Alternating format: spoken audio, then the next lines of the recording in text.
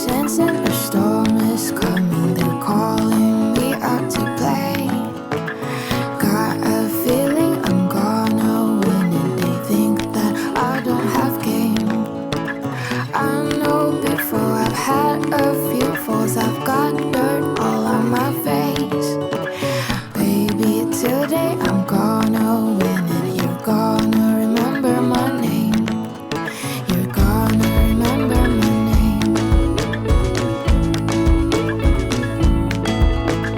Gonna remember my name. I've got a feeling you're gonna remember my name.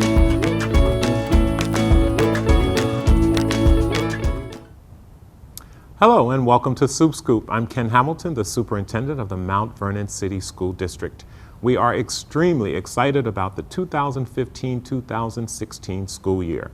We will continue working with our established goals, which includes improving student outcomes, addressing our facility needs, making sure that there are programs to address the learning needs of our students all across the continuum, including the implementation of full-day kindergarten for some of our students, and programs designed specifically to address the needs of the students in the middle, as well as increasing high school graduation rates. We're also implementing our career and technology education program and restoring woodshop and carpentry, cosmetology, and culinary arts to create other pathways for our students once they graduate from our high schools. We will also be talking to you about a bond that we're planning to put forward. This bond will help us address some of the significant facility needs that have been overlooked in our district for many, many years. And we are launching a school uniform policy depending upon your feedback. So if you haven't had an opportunity to log onto our website and complete our school uniform survey, please do so. And we'll be right back with our special guests where we will be discussing school receivership. Our special guest includes Dr. Waveling Bennett Conroy, who's the Assistant Superintendent for School Improvement, and the Principal of A.B. Davis, Mr. Joshua Witham. We'll be right back. I already knew that I was gonna go to college, from a young age.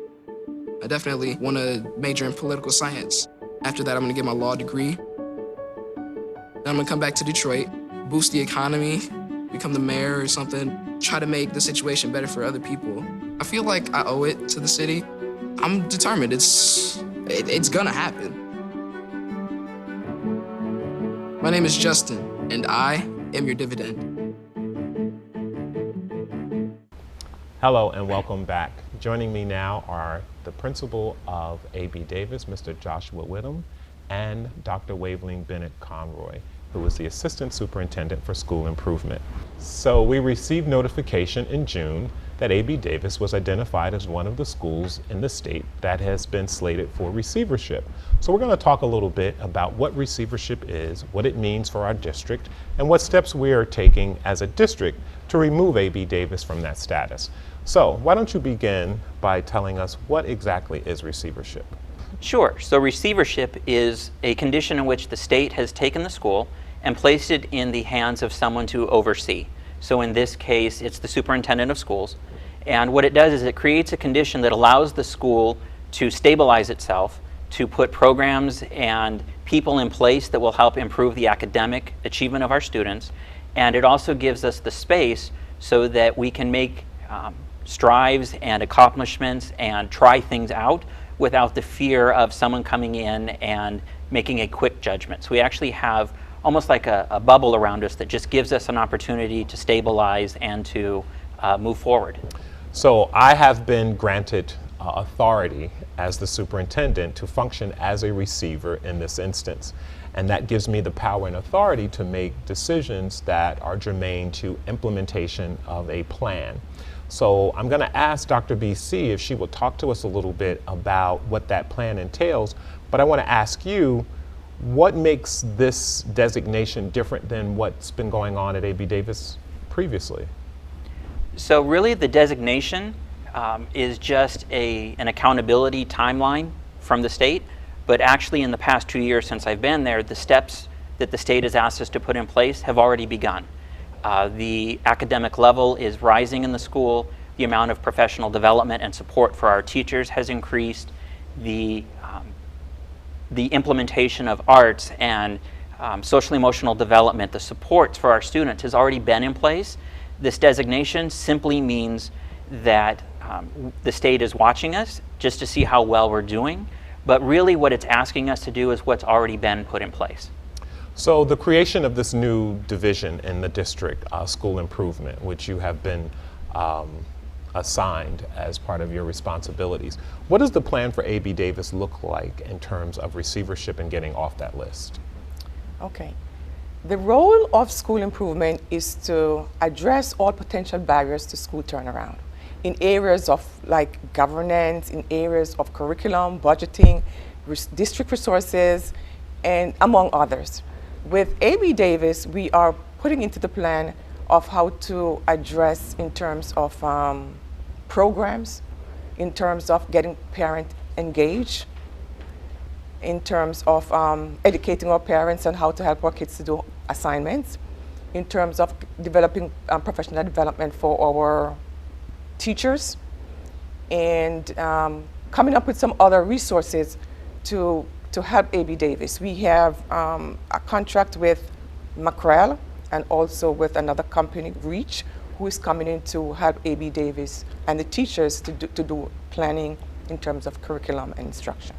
So A.B. Davis previously was awarded a SIG grant, School Improvement Grant. How does that grant transition into the plan for improvement under this new designation as receivership? Mr. Witham. Sure. So 2 years ago now, we wrote this grant prior to a receivership conversation in which we set forth a 3-year plan on how we were going to improve instruction and student outcome at the school. The state accepted our grant, and we were actually initially awarded $3 million. With that opportunity, the state then extended that 2 more years. Because if you look at any of the research on what change and how it happens, it says for true change to be implemented and sustainable, it's got to have 3 to 5 years opportunity. So the plan that we created, it was actually strong enough so that as we've now transitioned over to receivership, the state has accepted our SIG grant plan, our school improvement plan, as the foundation for what we will continue to do under receivership. And I think that's great because it helps to minimize the impact of receivership and the work that's already been underway. So it kind of acknowledges that the school and the district has been engaged in improving A.B. Davis anyway. A.B. Davis is perceived to have this negative connotation because of its recent designation. I'm going to ask Dr. BC if you would begin to think about how do we put a different spin on this so that it doesn't come across as a negative connotation, but an opportunity for us to really showcase some of the great work that's underway. What are your thoughts on that? Right, because with the SIG grant gives us opportunities and to create more resources for A.B. Davis. And we should not look at it as being negative. We should embrace receivership because it gives you, the superintendent, who is the receiver, more opportunities to get more resources for A.B. Davis.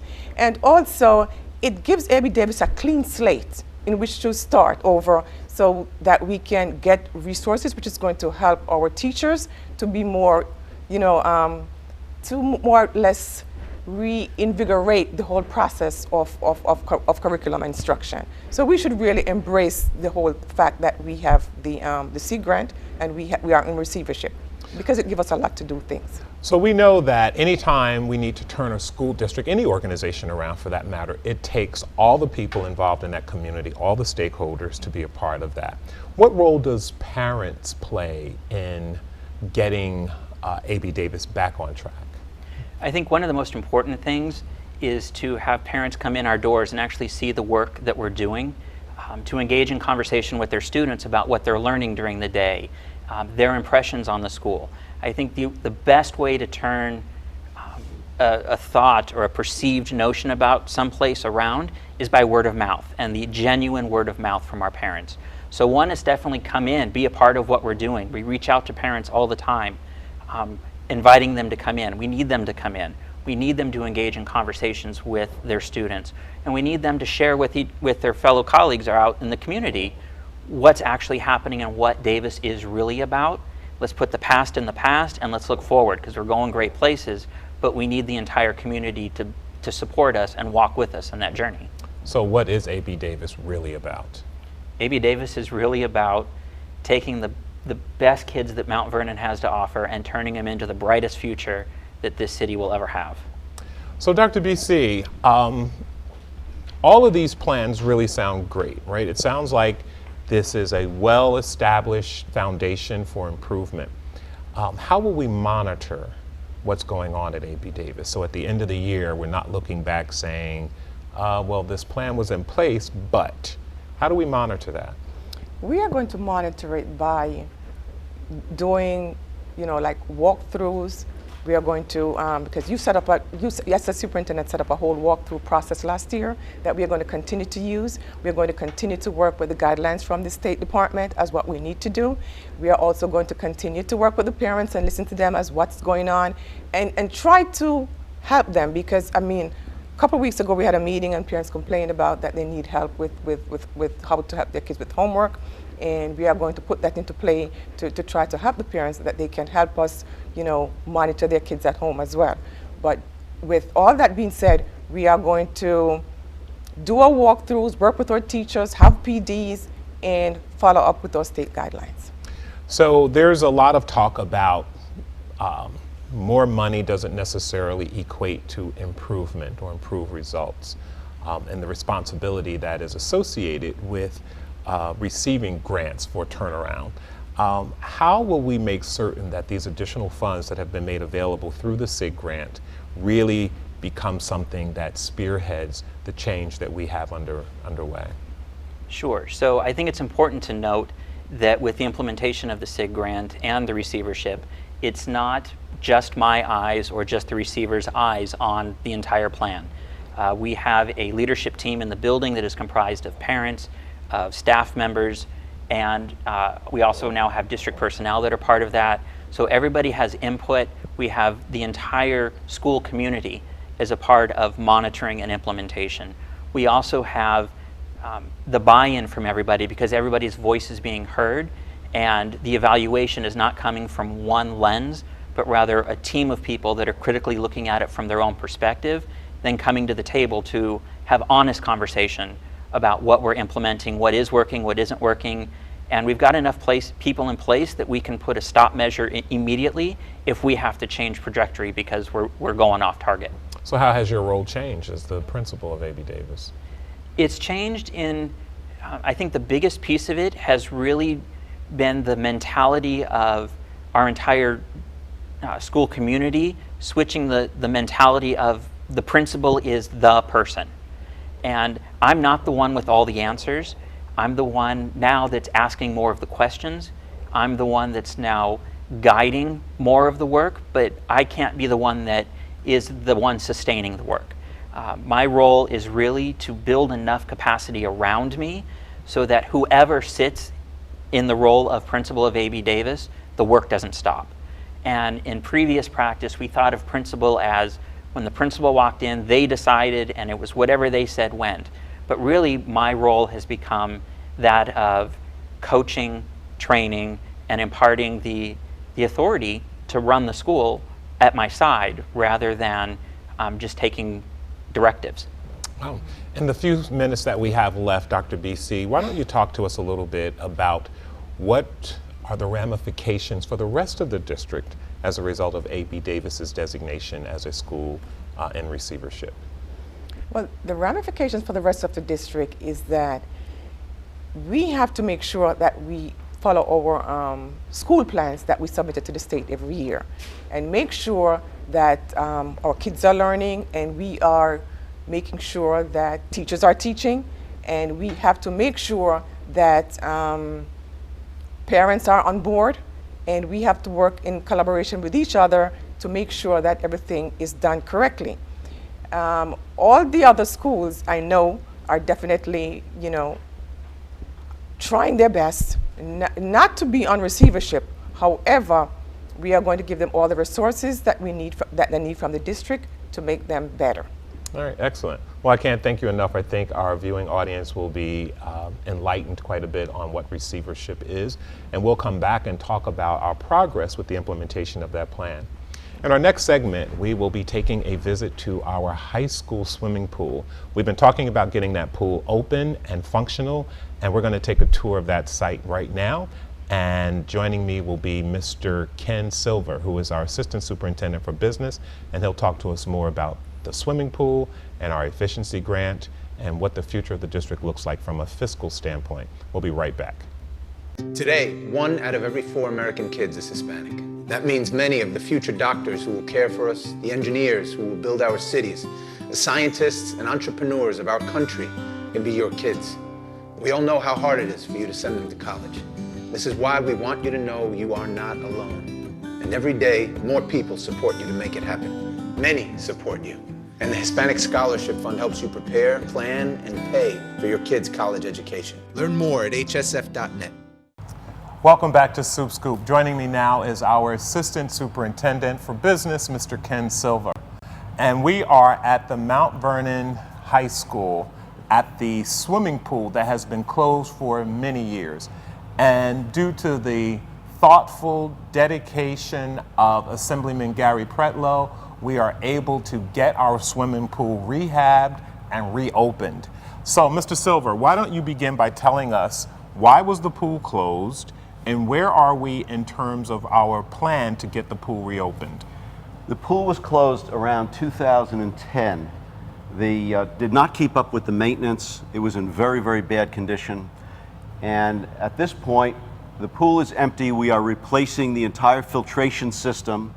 We already have approval from the State Education Department. When the plans are finished for the filtration system, they're going to the Health Department. The Health Department will quickly approve them, and we will begin to replace all the piping, the filtration, every piece of this.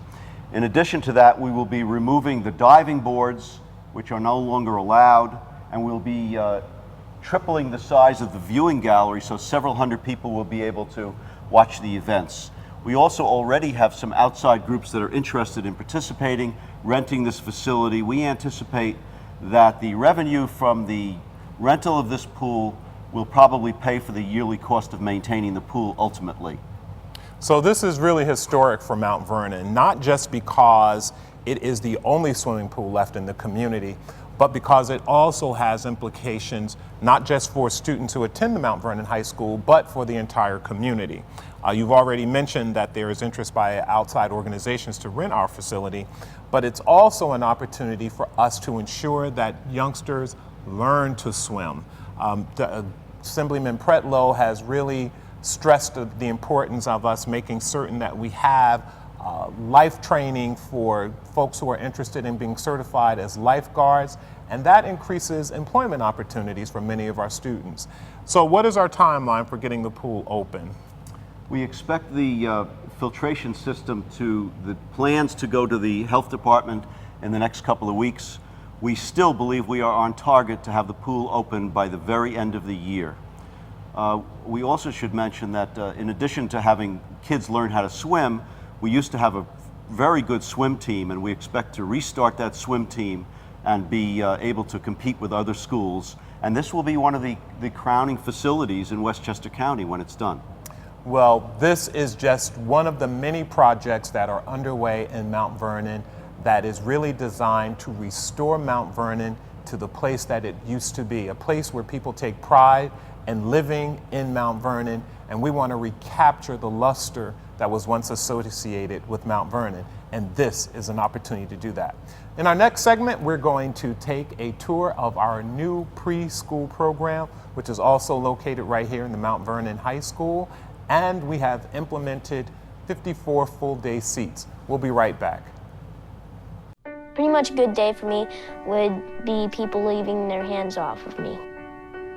I'm always called names. Everywhere that I go, there's always someone calling me names, calling me gay. I've been choked, thrown up against a wall, punched. Nobody's ever tried to help me.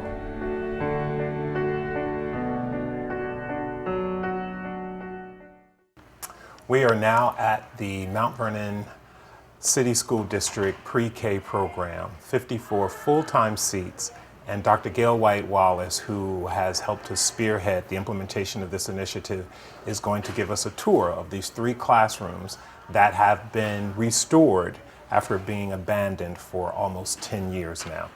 So, welcome to Pre-K.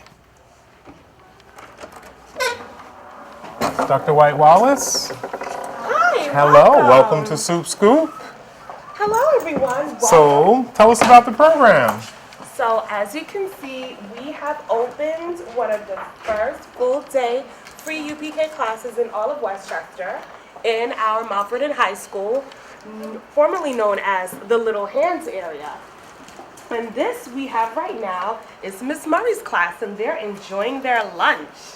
Everybody wave, say hi. Hi. This is Miss Victoria Clay, our fabulous teaching assistant that works with our pre-K students in this classroom. Excellent, excellent. So tell me about how the various centers are set up. So we use the Big Day Pre-K program, which fosters reading, mathematics centers, as well as social and emotional. So what we've done in all the rooms is set up various centers. So you see here, there's our rug right there. And we begin our day after breakfast with our rug. And at this time, we have circle time. That's also where we facilitate our big day experiences, which are our learning lessons for the day. We also have right here our tactile table. This is our water table. We filled it with water, we filled it with sand, and we filled it with a variety of different textures for students to play with. This kitten table over here is used for small group instruction. Here's our teacher, Miss Murray. Hi.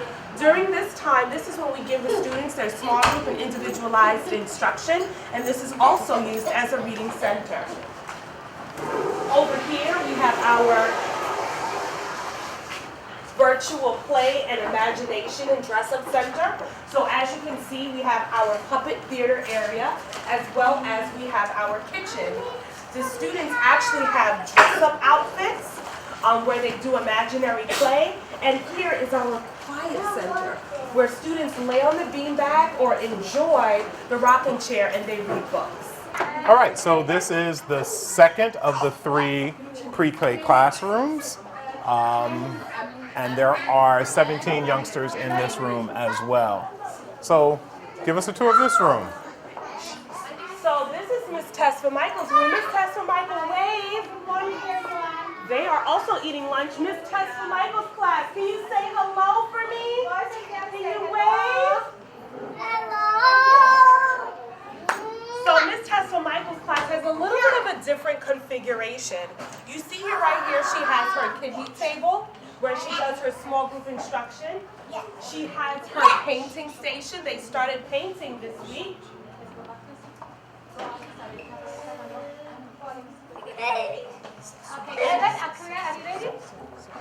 And just like the other room, we have our circle time rug center area. This is going to be our technology and manipulative station area. And as you can see, these are our cubbies. All classrooms have cubbies. And these are our cots, because all of our students have nap time after their lunch period. If you see here, we have a full-fledged kitchen here where we keep our snacks and other items that we need for class. We are excited about what's going on in pre-K, and we actually had murals painted in each of the 3 rooms to give youngsters a bright visual that would encourage their cognitive development and engage their senses. Our muralist, Jamil Burton, did an exceptional job, and I'd like you to capture what this particular mural looks like.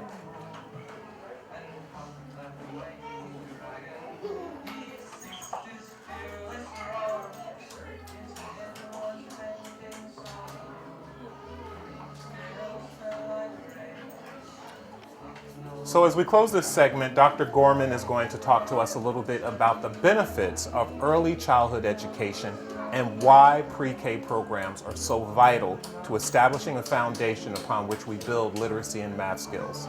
We'll be right back. How can I help my daughter with her reading? Searching for help with Dachshund breeding. How can I help my daughter with her reading? Information on hot water heating. No. Sarah's bright, but when she's reading, she has trouble sounding out the words. World music, playing track now. No. Let me try. Our daughter gets confused about which details in a story are important. Which paper towels are most absorbent? What? Here are 5 product reviews. Why are you not getting me? See, I told you. Wait, I was trying to show you how Sarah feels every day. Frustrating, isn't it? Redirecting to understood.org. For the 1 in 5 kids with learning and attention issues, this is what life can feel like. Explore understood.org, a free online resource about learning and attention issues, designed to help your child thrive in school and in life. Understood.org, because understanding is everything. So everything we know about child development starts very, very early. With me now is our Deputy Superintendent, Dr. Jeff Gorman. So Dr. Gorman, what do we know about early literacy and why is this such a big deal for Mount Vernon? Well, it's great to be here, Dr. Hamilton. Another huge success for the district. And as you can see behind me already, children at this age are starting to develop educationally. So all the research shows that we are closing the achievement gap by starting their education as early as possible. Early childhood development is, the kids are like sponges, and they are actually engaged in a very rigorous curriculum. It's called the Scholastic Big Day Pre-K curriculum. So the kids are preparing themselves for their academic journey in Mount Vernon a year earlier, and the kids will enormously benefit from that experience. So here we are in pre-K and kids are learning to read and write. It's very different than when you and I were in school and what kids are expected to know and be able to do at such a young age. Like, we didn't start learning the alphabet until we were in kindergarten, for example. So how has that changed historically in terms of what children are expected to know and be able to do? Well, you know, what they're already doing, and it seems simple, but as we watch them eat lunch, they're already problem solving. They're already assimilating to a school environment. Their skill set is going to be very different than ours was because they're entering a new world and a new age. So for you and me, it was reading and understanding, but now it's really applying to real life situations. And these kids are going to be, I think, the heroes of the world and future generations. And they're already doing it. They're incredibly engaged, and they're already thinking on their own. Excellent. So what implications does this have for the rest of the district as we grab these early learners and begin to infuse them into our regular programs? So that's a great question. I think one of the big pieces is how do we continue the momentum? How do we transform these kids into a strong kindergarten program to not lose the momentum of all their learning? And how do we implement this for all of our kids entering our school district at an earlier year? And I think what we're going to do is we're going to see enormous growth. I don't think there's any way that we can't see the growth if the kids are engaged in the curriculum and interacting socially at such a young age and doing all the great things that they're doing independently at 4 years old. I think that's spectacular. I think it is, and I think this is a great segue into our plan to expand this program to offer more full-day seats and to eventually develop an early childhood center where our pre-K students and our kindergarten students are engaged together and learning from each other.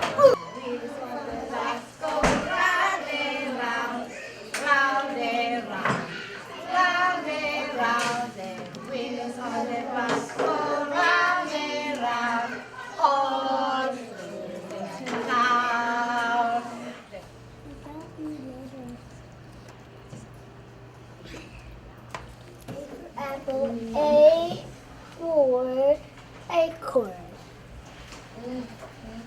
And apple, A-L-I-C-I-A. Yes, but what about if I put the C here? Will it still be your name? No, because there are a pattern. We have a pattern to follow. If we put this in front of this, it's not going to be Alicia anymore. So. Thank you so much for tuning in to Soup Scoop. That's all the time we have today. I'm Ken Hamilton, the Superintendent of Mount Vernon City School District and your host on Soup Scoop. We'll see you next time where we will be talking about the Superintendent's Reading campaign, and we're looking to get all of our students involved. We'll be talking about some great incentives and prizes we plan to give to those students who accept, meet, and exceed the Superintendent's Reading Challenge. See you next time.